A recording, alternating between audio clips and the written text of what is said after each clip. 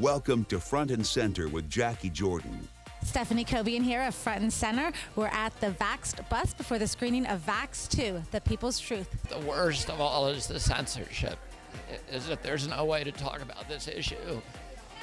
They characterize us as anti-vax, and they're able to marginalize and dismiss us and make us look crazy, and nobody actually is listening to what we say. This is Front and Center with your host, Jacquie Jordan. Entertainment and pop culture expert Jacquie Jordan is with us. Two-time Emmy-nominated Hollywood producer Jacquie Jordan.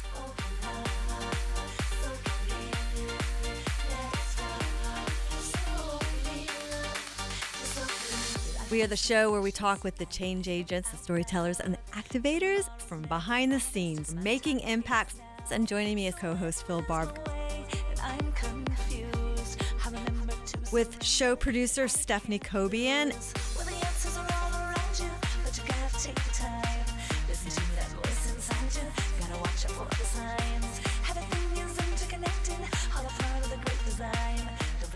You want the best vanilla ever? I got it. You want the best cacao ever? I got it, because that's what it's all about. In 2012, I had an accident, and then I had another accident, and it emerged into who I really am right now.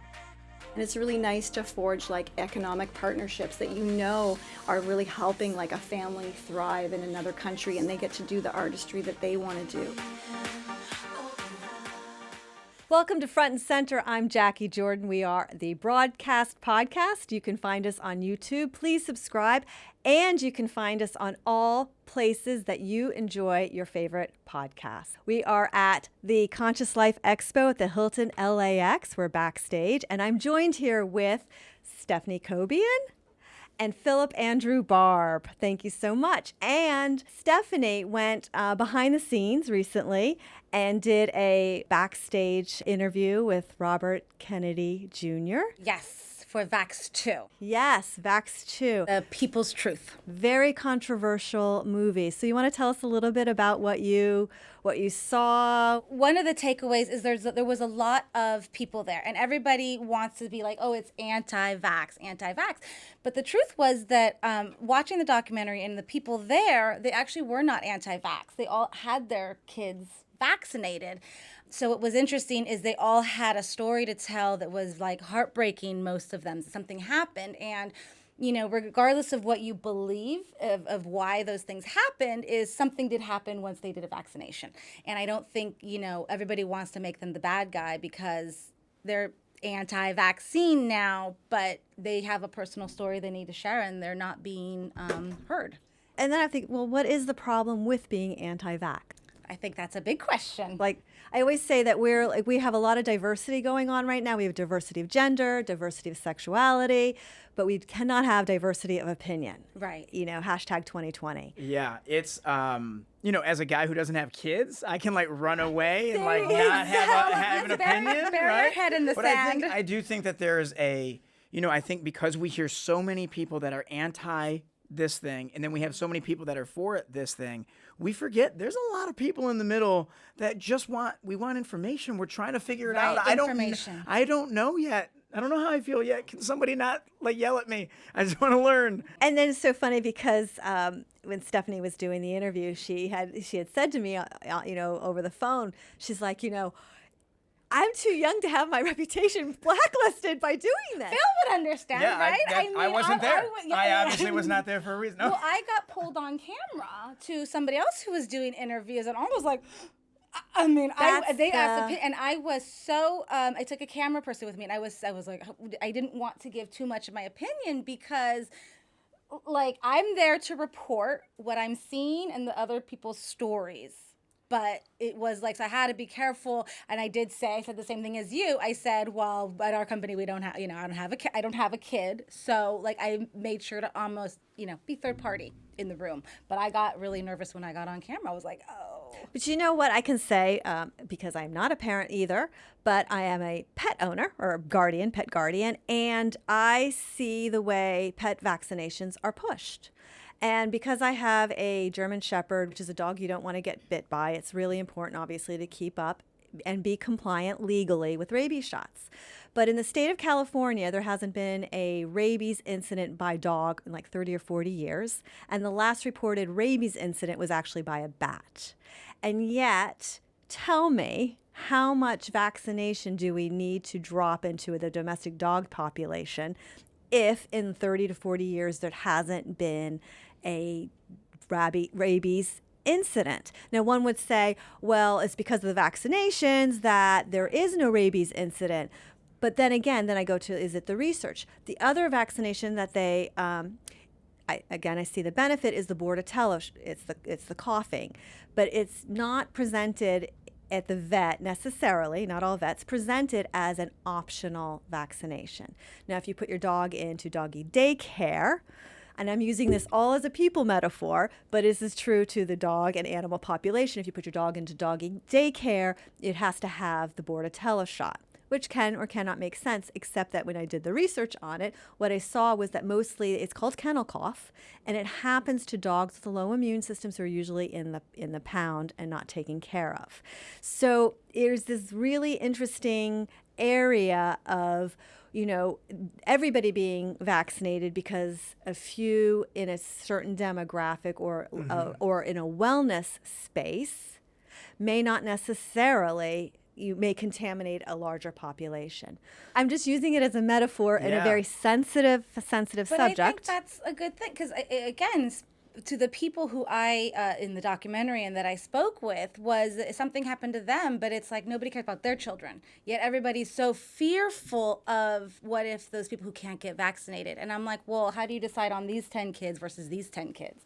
It's like, oh, something may happen to these couple, but it benefits these other people, these couple who eat. So I feel like my brain is like scrambling. One. You know what? I went to South America a few years ago for a production, and you had to be vaccinated. And I had to get all these things, but in my head I was just like, all right, that's what I got to get. I was like, oh, cool, the company's paying for it, free stuff for me. As an adult, you got them, right? But I didn't. Like, I never really even had that moment where I stopped and paused and I was like, well, wait a minute, what am I putting in my body? Yeah, right. And so I could totally see how that just, you trust doctors. What is what I don't like about it at all, and I'm not a parent, is, and when seeing with the dogs that you actually get a vaccination lot number for the rabies shot, it goes on the certificate, but you are not able to legally sue the pharmaceutical company should there be a problem. And I don't like that. I think across the board, when that kind of block happens, it leaves a lack of accountability to the community to hold responsible people who may not be in the, for whatever reason, with the right to sue or right to at least use our criminal justice system should be allowed by all. So that especially is a for red something flag. You don't get to choose. Yeah, and you don't get to choose. Exactly. And when when I look at what they give babies now in that first 24 months and the chemicals and the it's inoculation. You are actually getting the virus in order to be inoculated. This is why no kids, no dogs, no pets. I don't have a fish because it would unfortunately probably pass away if I was taking care of it. Get a plant. Well, let's. I have plants. They're all fake. I have 7 fake plants. Well, let's take a look and see what Robert F. Kennedy Jr. had to say about it. You're always up against big shots and captive regulators. But with vaccines, it's agency capture on steroids, and the thing that really makes it different is zero liability, so it's really hard to sue them. And then the worst of all is the censorship, is that there's no way to talk about this issue. They characterize us as anti-vax, and they're able to marginalize and dismiss us and make us look crazy, and nobody actually is listening to what we say. Nobody's debating us, and that makes it very difficult. But I think ultimately we win. I will say that was great. Robert F. Kennedy Jr. I've met before because he's been an advocate, against the coal mines and other energy systems that haven't been good on the environment. So he's definitely been an advocate. Back to the vax controversy. I grew up in a medical family, so like I've got the family. I come from the family who they're going for the flu shots. They're like free flu shots. Got them. I'm caught up. I did that like 10, 15 years ago. I got so incredibly sick from the flu shot. I had like the worst flu of my life for like 2 weeks and missed work. So I don't think I've ever had a flu shot. Me personally, no vaccines, thank you. That's just my personal Someone was code. asking me the other day about things that I had. I was like, I don't go to the doctor very often. Like, I feel like I'm in college. Like, let me call my dad and find out. I gotta like ask permission. Well, I did. I asked my mom if I had the one that the 16-year-old girls do. The HPV? The HPV. I think I do because You actually don't know. But I asked her. She's like, I don't know. I'm like, okay. That's interesting so, too. And me and Phil are the same age by about a month. So I presume whatever vaccines I have, you have, and I haven't. I don't know what they are. I don't know what they are either. I saw there was measles outbreak in Culver City the other day. When people get scared enough by, a spread like the coronavirus, then everybody gets amped up. And, and I do think that there's sometimes we trample over personal rights in order to just save the world kind of moments. So Oh, totally. Let's take a look at what your parent had to say from the documentary here. Thank you so much for speaking to us. You're going to see VAXXED II, The People's Truth. What brought you here to watch this documentary? Well, I saw the first one and was very intrigued. I've done a ton of research since then. I have a 2-year-old. I'm pregnant right now. So just kind of furthering my education and my research by seeing the next one. So what are you hoping to get out of watching the next, VAXXED II, now that since you've already seen the first one as well? I think it's just so hard to find credible places to get information that I appreciate this forum and that they do these movies. So I like to just see what new is out there. So that woman that I had met was pregnant. Seeing her there was quite really wanted to get her opinion. I was really happy to be able to talk with her. She was fantastic. I believe she didn't have the first child vaccinated and she didn't want to get the second one. So to me, she is someone who was there just educating herself about the whole about process. everything. Yeah, I think she wasn't not anti, not for, but trying to educate herself on it and just never really did it. It's interesting because there's obviously the controversy that a lot of vaccinations are connected to autism. None of us are parents here, so we're not dealing with that on the front line ourselves. I will say that I have a memory of getting a vaccination at 6 years old, and we drove from the doctor to a bank when you had to actually go into a bank.